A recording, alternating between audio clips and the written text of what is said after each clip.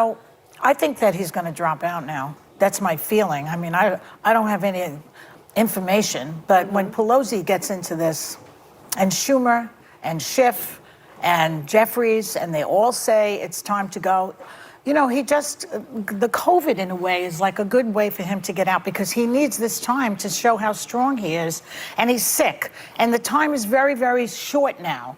So I don't know what's going to happen, but I wouldn't put it past them to just say, look, Joe, we can't, you know, Nancy Pelosi, she would not bring a vote to the floor unless she knew it was going to get passed. Yeah. This is not a woman who plays games.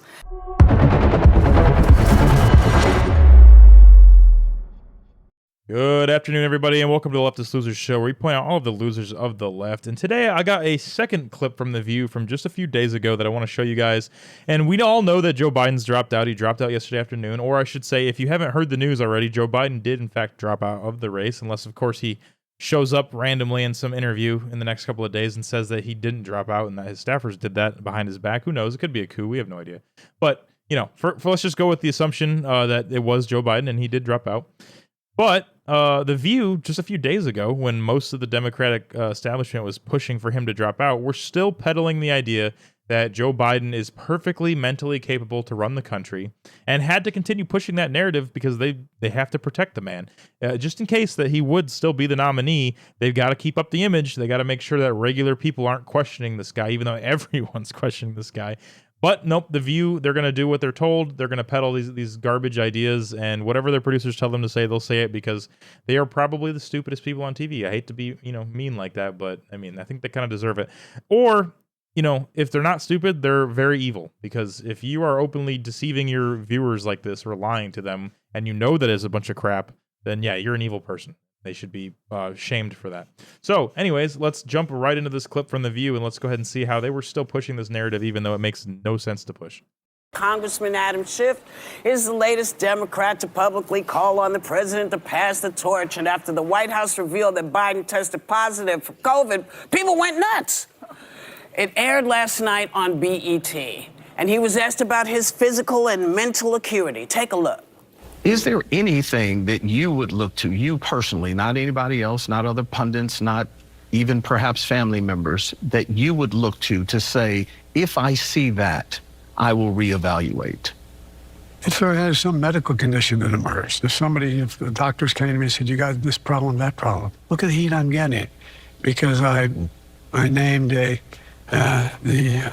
Secretary of Defense, the black man. So did the something they failed to leave, something they failed to put into the clips that they just showed was a part where, when asked if he would drop out, Joe Biden said that if it looked like he was going to lose or if the polls looked bad, that he would come down with an illness and then drop out because of said illness, which is really funny. And he's right before that, during the RNC, Kash Patel, if you know who Kash Patel is, look him up on Twitter. He's an awesome guy. He was involved with the Justice Department under Donald Trump.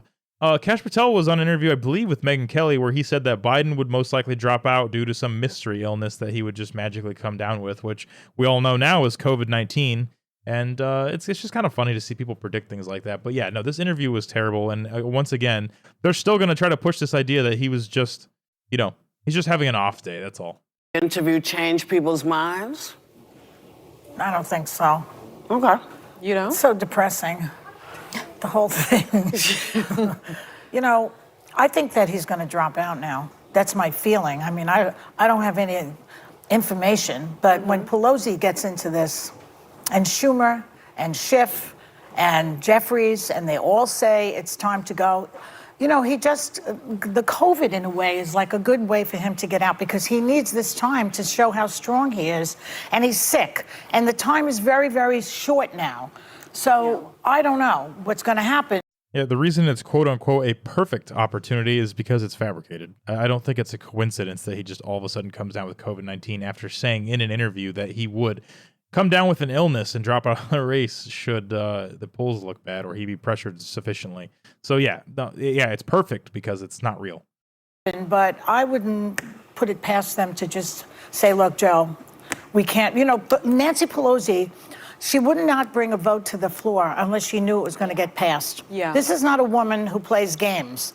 And she doesn't feel that he can win, I don't think. So, you know, when I saw her at the Democratic convention right before Trump beat Hillary, I said to her, what if he wins? And she said, he's not going to win. I think she's learned her lesson, that she said he wasn't going to win, and then he did. So, you know, she's very cautious now. That's And true. we have to save the country somehow. I think that's the reporting is coming out that behind the scenes, someone like a Hakeem Jeffries and Senator Schumer have spoken to the president and have explained to him that he has a great legacy to stand on.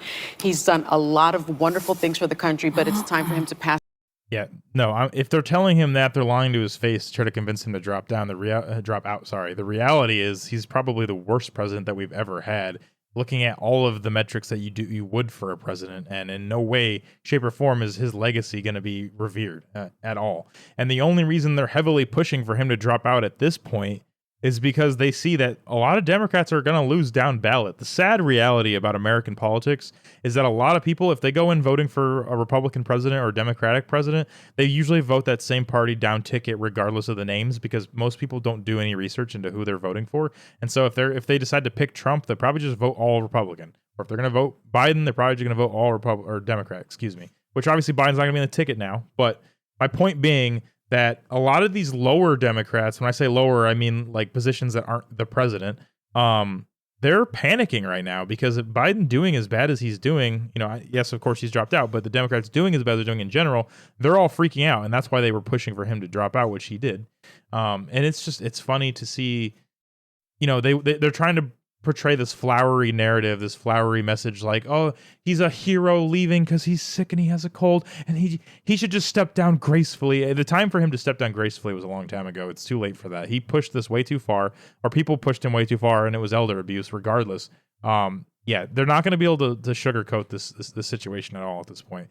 And the View's trying to, of course, because their viewers are probably the dumbest people, and if they actually believe what the View says, and so maybe they'll eat it up, but who knows? Pass the baton, much like Nancy Pelosi passed the baton to Hakeem Jeffries. I will say this: it's his decision to make. It seems to me that No, it probably isn't. these behind the scenes meetings that should be private are being leaked intentionally to sort of force his hand. I think that's disrespectful to the president. I think it's disrespectful to the office. Even if he doesn't drop out, I think we have to understand that there's a binary choice. There is a threat, an existential threat to democracy on one side and Joe Biden on the other. Right. So he still has my vote because he has Vice President Harris right next to him, who is ready to step into the role. First of all, Kamala Harris isn't ready for anything that comes to life other than, okay, I'm not going to say that because that's going to get me in trouble. But, you know, if you know how she rose to power, you know what I was going with her. No, yeah, look, did you hear what she just said? That Biden's on one side and there's an existential threat to democracy on the other side. I'm pretty sure that man that they're referring to is Donald Trump, and I'm pretty sure he was just shot about a week ago at this point when they filmed this episode. So there was no period of time where these people felt any type of way about Trump getting shot. They are already peddling the hate once again and labeling this man the most extreme stuff that they possibly can to rile people up. And I hate to say it, but if they keep doing this, like this is the kind of rhetoric that gets deranged people to do what that 20-year-old, you know, Crooks, whatever the hell his name was. It's what gets them to do the things that he did, and it's disgusting. And here they are on The View already pushing that stuff once again. And it's sad and depressing. And these people probably think that they're the good guys, they're the heroes of the story, but they're over here just spreading hate left and right.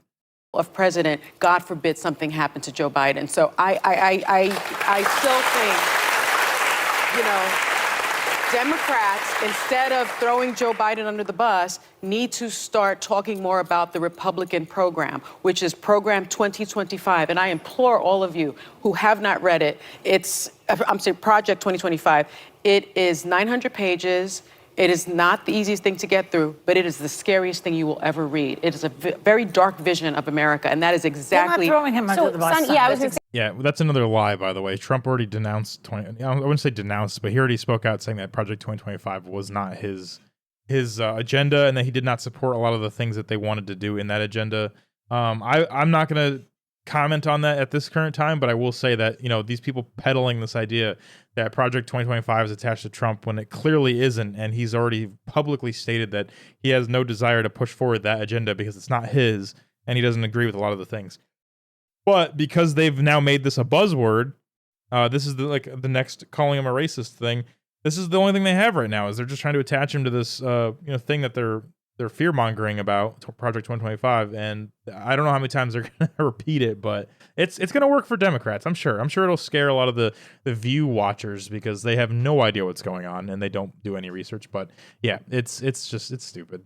Exactly what's No, going to I happen don't if the see that. Republican Sonny, I disagree on the wins. one point about the Democrats making it public, their conversations, because I believe these leading Democrats would not make it public if they didn't feel they needed that pressure campaign to help them with their decision. And a friend said this the other day, and again, this is not about age. We've discussed how 81 looks on some people and how 81 looks on other. It's about a cognitive ability. And someone said to me, everyone has to take the keys away from grandpa one day. And I mean that not in an insulting way. I mean that in anyone with an elderly parent or someone who's in a condition, sometimes you have to step in. So I think the public campaign just shows the pressures and what people are seeing behind the doors, and that it's concerning. But real quickly, Sonny, I want to reiterate, I've said over and over why Biden or anyone else on the Democratic ticket resonates with me. Yeah. In contrast to 2025, as well as knowing what's at stake for this election. The three main reasons that I will go Dem regardless is reproductive rights are at stake, and please don't minimize that to just abortion. That is IVF, that is family planning, that is making your own medical decisions. I think also...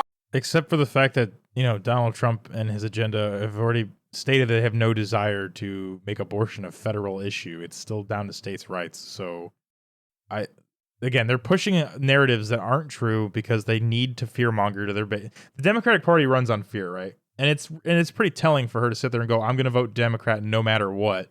And that's pretty sad. That's a pretty sad state of affairs, that looking into the politicians who are involved is not important to you because you're vote blue no matter who, baby. It's a pretty sad state of affairs.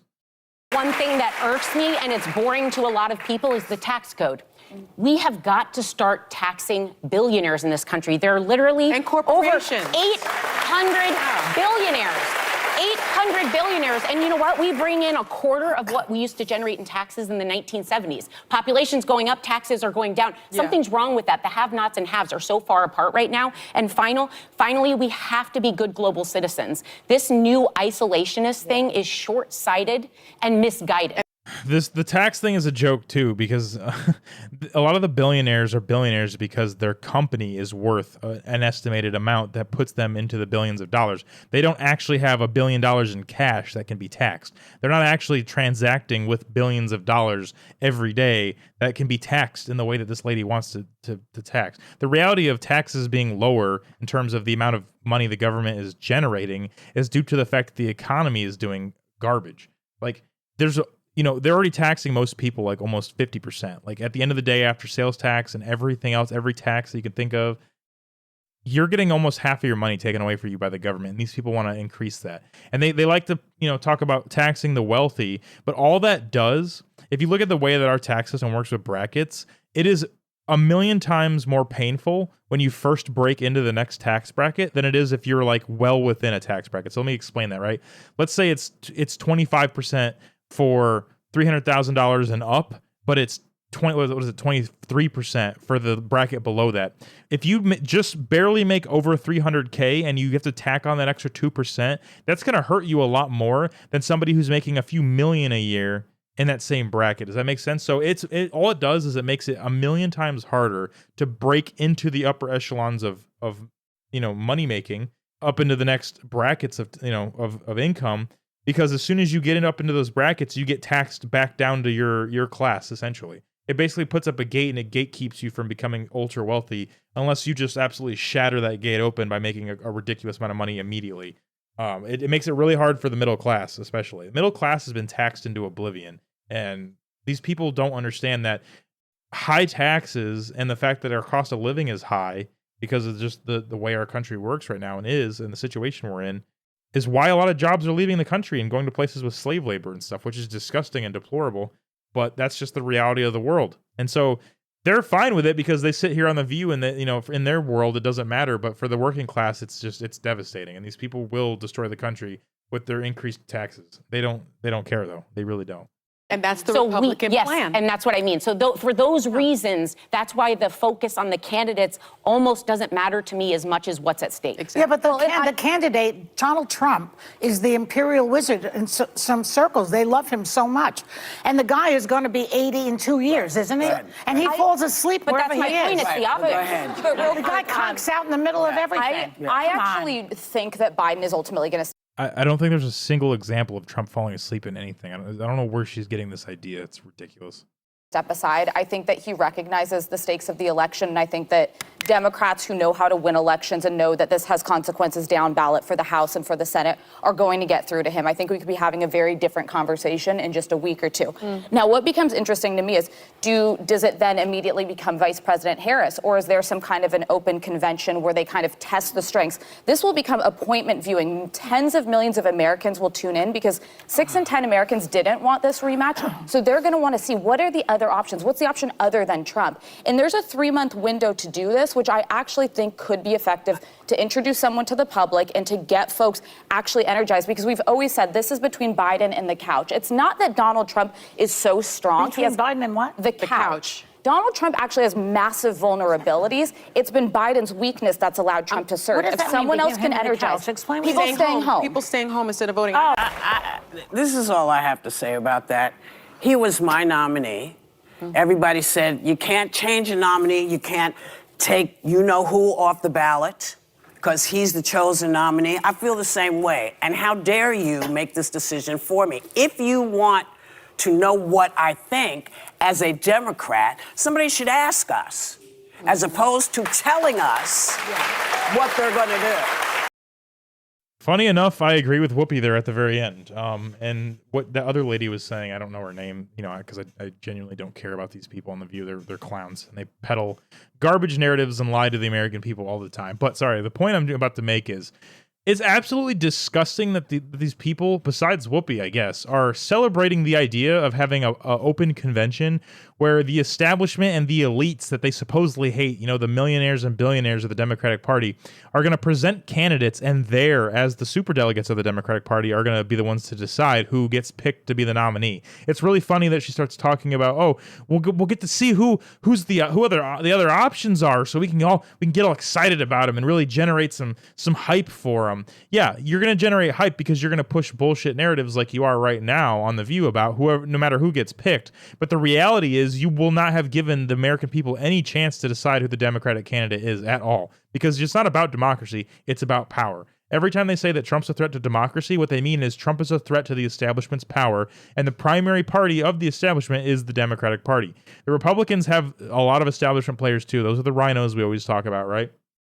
They're the uniparty. They're the ones who pushed for the Iraq war and everything else, and they're on the same side as the Democrats. They're controlled opposition. But the primary party of the establishment at this point in time is the Democratic Party, because all of their people march in lockstep and are more concerned with maintaining power and their positions than they are actually benefiting the American people. And it's absolutely disgusting to see these people like the frickin' Capitol and the Hunger Games sitting here talking about how excited they are for the rich elites of the Democratic Party to be the ones to decide for all of America who are their next leader is going to be, that they're going to try to peddle and lie about. So I don't know. That's what I got for you guys. I know that Biden already dropped out, so some of this conversation is kind of old news, but I just wanted to show you that no matter what happens, these people will peddle these narratives. And maybe we know that, but it's a good reminder. So that's what I had for you guys this afternoon. The next video will be out tomorrow morning, so I hope you guys enjoy this content. If you do, please like and subscribe. It really helps me out and gets me boosted in the YouTube algorithm, which helps me maintain doing this and continuing to pass on news and what's going on in the culture war. Otherwise, if you guys want to comment down below, let me know what you think, or if you just think that my content is garbage, please go ahead and tear me apart. I appreciate it either way, and I will talk to you guys the next time. Peace.